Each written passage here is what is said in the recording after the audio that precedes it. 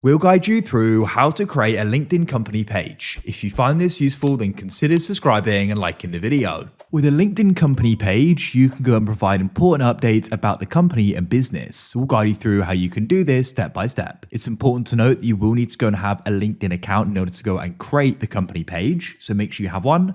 I do, as I'm already signed in, as you can see. Now, what you need to do is head to the top right and you should go and see the option for business. There you want to go and click on it and you'll get a drop down list of options. Go down, you need to scroll down and find the option create a company page. Choose what you've got here. In this case, I've got a company.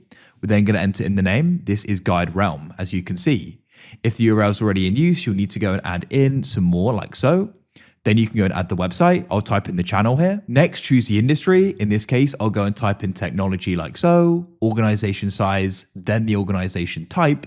And then what you can do is go and add the logo if you have one. Select it, press open, and it will upload. And then you can go and type in the tagline. When you're ready at the bottom, you can press create page. That's it. Then what you can do is you can go and continue setting it up and you can press page post to the left and start posting on there. Leave a like if you found this useful. I look forward to help you again with more guides like this.